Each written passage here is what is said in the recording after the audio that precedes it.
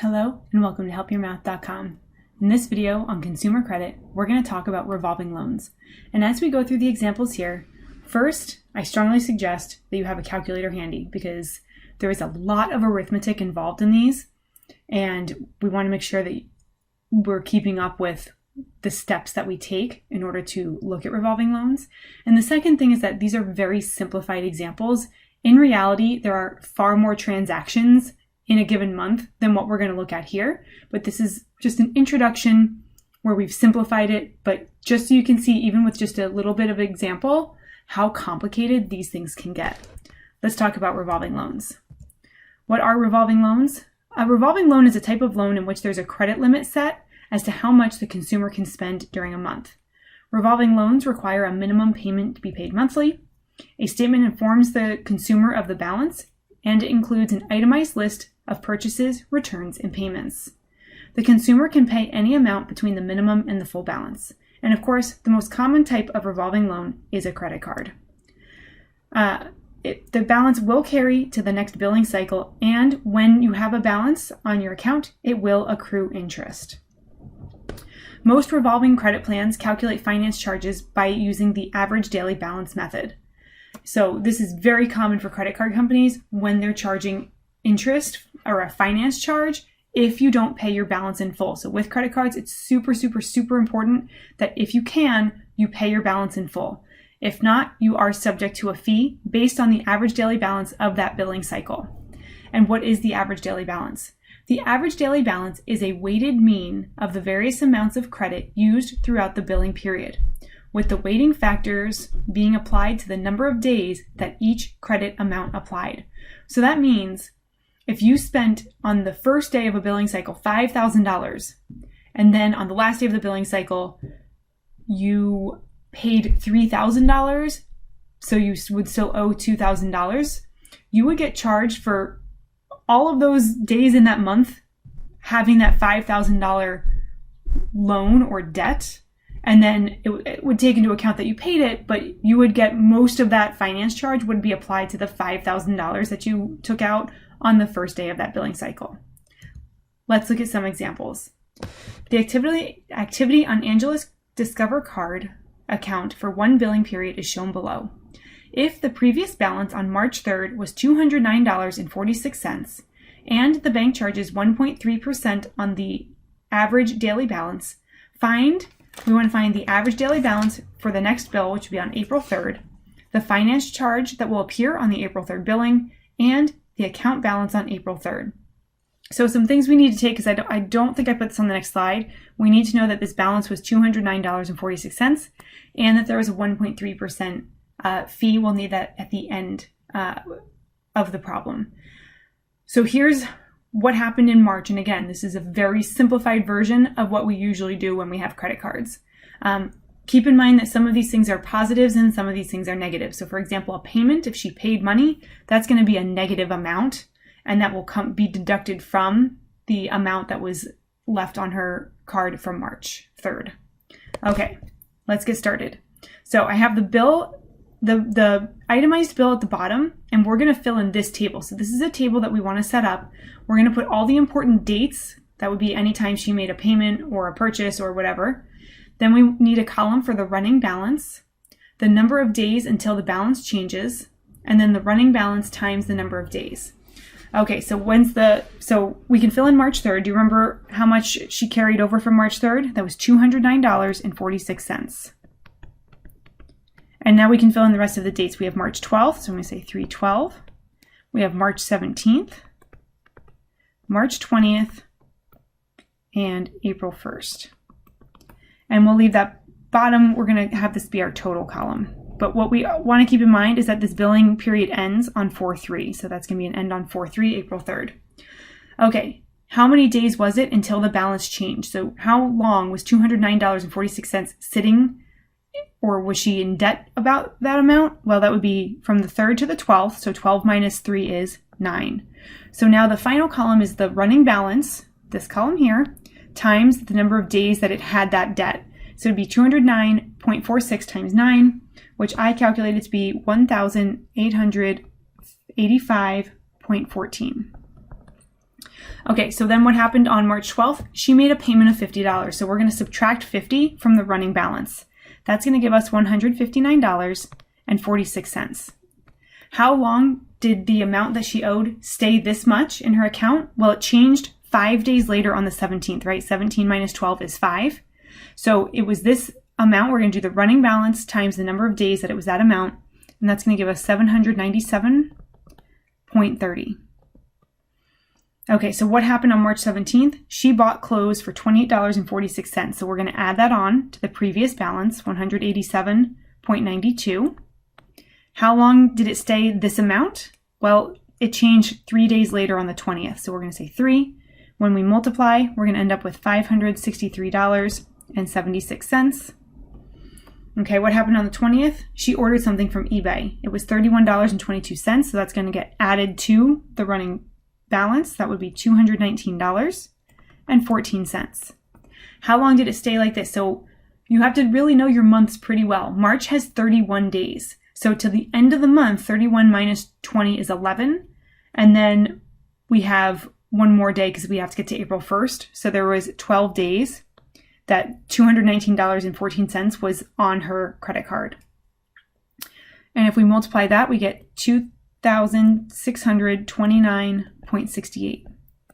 Okay, last thing, she bought a Metro Pass. The Metro Pass was $59.10.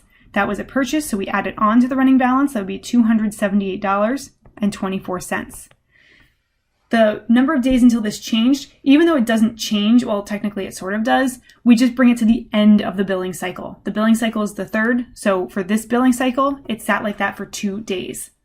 When we multiply, we get $556.36. Nope, sorry, looking at the wrong thing that I wrote down, and 48 cents. Okay, so far so good.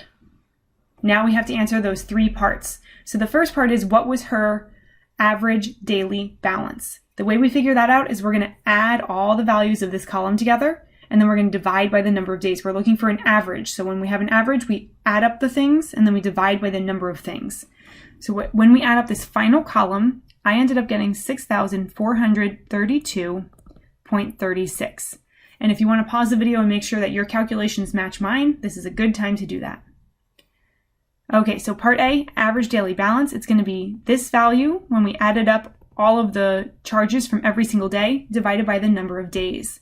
Now, since March had 31 days, I'm expecting these numbers to add up to 31. So let's see, we have 14, 17, 29, 31. Okay, good. And we're going to divide by 31. We're going to round to the nearest cent. And when we do that, her average daily balance was $207.50. And you should be able to look at this and make sure that that makes sense. So if we look back at the amounts that she owed on this account, she had 200, 160, 190, 220, 280. Yeah, that makes sense that 207 is her average daily balance. If you ended up getting like $600 or even worse, like $12,000, you might want to double check everything because right, it should fit in with that running balance, and 207 does. Okay, so then what do we need to do next? We need to figure out how much is she going to get charged for her April 3rd bill. So it's going to be 207, the amount that's left in the account, and 50 cents times, you remember that finance charge was? It was 1.3%. So we're going to multiply this by 0.013, and she's going to get $2.70 tacked onto her bill. So the start of the new cycle, what's it going to say on April 3rd for that billing cycle? Well, it's going to be $207.50. Sorry. Okay, so the third part is, what is the April balance going to be at the beginning of the month, that April 3rd bill? Well, it's going to be that final balance, $278.24, plus the finance charge of $270. So April 3rd, she's going to have a balance of $280.94. And this might not seem so bad, like, hey, 270, it's not the end of the world, but those things add up and they can destroy your credit. So I caution you to use credit cards sparingly. Okay, we did it. We survived the first example. Okay, let's look at one more example. I encourage you to pause the video and try to see if you can come up with the average daily balance, the finance charge, and the account balance on December 14th. All right, we're looking at Roger's Visa account this time. The previous balance from November 14th was $472.09. And when it says the previous balance, that includes the finance charge already, so we don't have to do that again. That's already included. We will have to worry about the finance charge at the end of the billing cycle, though, for November to December. The bank charges 2.4% per month on the average daily balance. So we want to find the average daily balance for the next bill, the finance charge to appear on the December 14th bill, and the account balance on December 14th. So the two things that I don't have on the next slide is the starting balance of $472.09 and the 2.4% charge per month. Okay, so I have what happened, the itemized list here, and then I have the table that we should set up that includes the running balance, the number of days until the balance changed, the running balance times the number of days. So November 14th, that started the cycle, and remember on that day he had $472.09. It was only one day until his account changed, so when we multiply, we end up with $472.09. The next day, he made a payment. So a payment, that's a negative that comes off, that reduces the amount that you owe or that he owes. So we subtract 200 and we get $272.09. How long did it stay this low? It stayed from the 15th to the 17th. That would be 2 days. So then when we multiply 2 by $272.09, we get $544.18. Okay, what happened on November 17th? He bought electronics, so we're going to add that back to our how much Roger owes, and we're going to end up with $422.09. How long did this balance stay? For 5 days, right? Because 22 minus 17 is 5.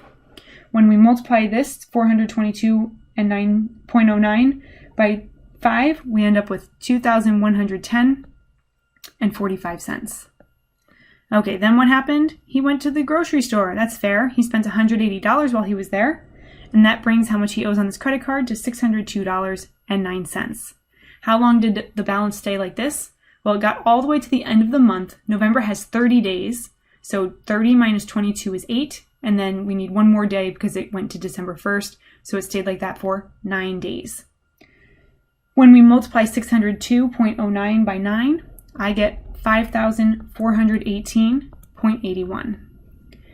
Okay, then on December 1st, he bought some gifts. So we're adding these on. And if we add this on, we're going to end up with $832.09.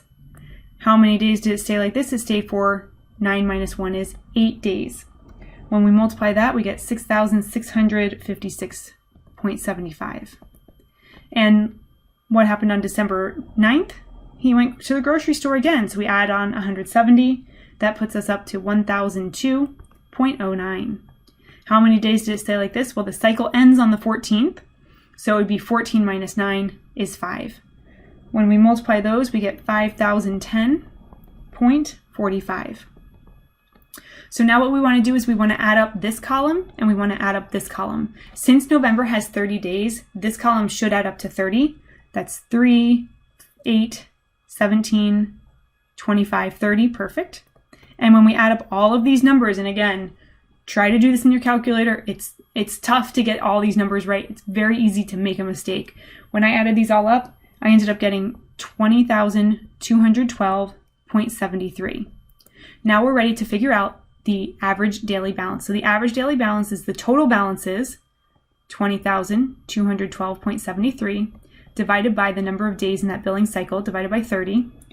And I got approximately $673.76. And again, check back to make sure that makes sense, because the account ended much higher. At the end of the month, it was up to 1,000. So does it make sense that the average daily balance was $673? Yeah, because at the beginning of the month, there was quite a few many days where it was below 600. So I think that's fair. Okay, so now what's the finance charge going to be? The finance charge is taken based on the average daily balance. So it's going to be $673.76 times, remember what the interest rate was? It was 2.4%, so 0.024. And he's going to have a finance charge of $16.17. What does that mean is going to appear on his next bill, on his December 14th bill?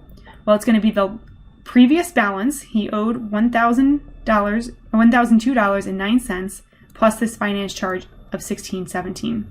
So on the next billing cycle, it's going to show the starting amount to be $1,018.26.